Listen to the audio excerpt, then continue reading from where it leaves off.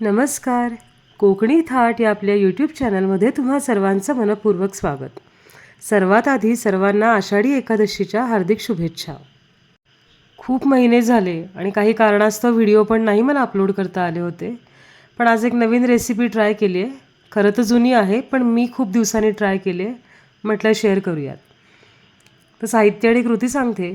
या ठिकाणी भाजलेले शेंगदाणे घेतलेत आणि त्याच्यामध्येच मी मिरच्या आणि थोडंसं जिरं घालून भरड काढली आहे.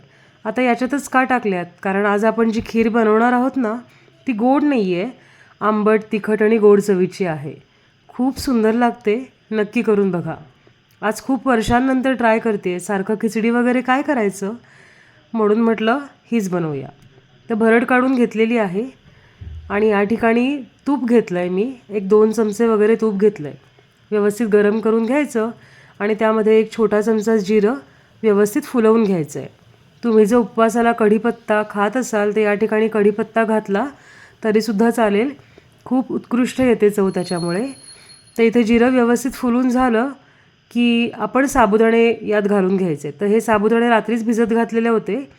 सकाळी साबुदाण्याचे वडे केले होते आणि आता 1-2-3 मुठी फक्त मी साबुदाणे यात घेणार आहे. 2 माणसांच्या खिरीसाठी हे योग्य प्रमाण आहे.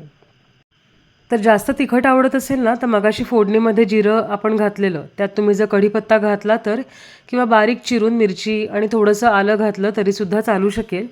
पण माझा लहान मुलगा पण खाणार आहे, म्हणून मिरचीचा मी बऱ्यापैकी कमी वापर केला आहे. आणि आलंसुद्धा त्याला आवडत नाही, दाताखाली आलं की किचकिच करतो, म्हणून घातलं नाही आहे. तर या ठिकाणी व्यवस्थित परतून घ्यायचं आहे साबुदाणा. आणि या ठिकाणी मी ताक घालून घेते. तर ताक हे जास्त आंबट नाही आहे आणि ताक बरेच वेळा फुटण्याची शक्यता असते. त्याच्यामुळे ना ताक घातल्यानंतर लगेच ढवळायला घ्यायचं आहे. अजिबात ढवळणं थांबवायचं नाही आहे. रेसिपी खरं तर 5 ते 10 मिनटात होते. फक्त ही एक प्रोसिजर जी आहे ढवळण्याची, तीच जास्त करायला लागते. या ठिकाणी मी साखर पण घालून घेते. 2 छोटे चमचे घातली आहे. तुम्हाला साखर नको असेल तर तुम्ही स्किप करू शकता. आणि आता हे व्यवस्थित ढवळत राहायचं आहे. ताकाच्या बाबतीमध्ये शुअर नसाल तर खीर म्हणजे साबुदाणे परतून झाले की पाणी घालायचं आणि साबुदाणे शिजवून घ्यायचे. साबुदाणे व्यवस्थित शिजले, त्याच्यातच मीठ वगैरे सगळं घालून झालं की सगळ्यात शेवटी ताक घालायचं आणि ते ताक घातल्यानंतरसुद्धा थोडा वेळ ढवळायचं. आणि ताक शक्यतो रूम टेम्परेचरला असू दे. एकदम गरम फोडणीमध्ये किंवा गरम ह्याच्यामध्ये जर आपण ताक टाकलं तरी ते फुटतं. आता या ठिकाणी खीर बऱ्यापैकी गरम झालेली आहे, साबुदाणा शिजत आला आहे. तर या ठिकाणी जे शेंगदाणे भाजून आपण भरड काढली होती मिरची आणि जिरं घालून, ती याच्यात घालून घेते.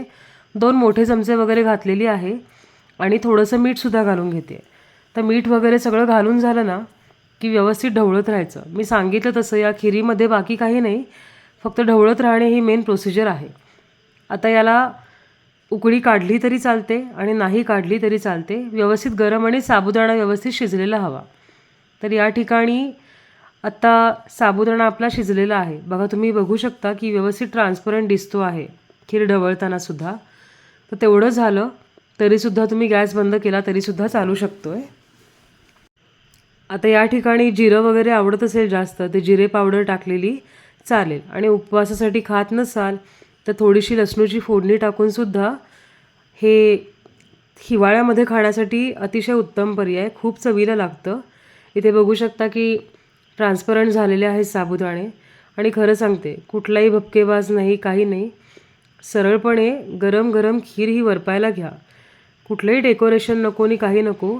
आपल्या आपल्यामध्ये अतिशय उत्कृष्ट आणि चवीला सुंदर लागते आणि पौष्टिकसुद्धा आहे. साबुदाणे आहेत, ताक आहे, शेंगदाणे वगैरे आहेत, जिरंसुद्धा पोटाला थंडावा देणारं आहे. उपवासाला सारखं खिचडी किंवा तेलकट वगैरे खाण्यापेक्षा हा एक उत्तम पर्याय आहे. तर अशा प्रकारे अगदी सोप्या पद्धतीनं होणारी आपली आंबट गोड तिखट अशी साबुदाण्याची ताकातली खीर म्हटली तरी चालेल, तयार झालेली आहे. तर रेसिपी कधी ट्राय नसेल ना केलेली तर नक्की करून बघा. मला नक्की खात्री आहे की तुम्हाला आवडेल.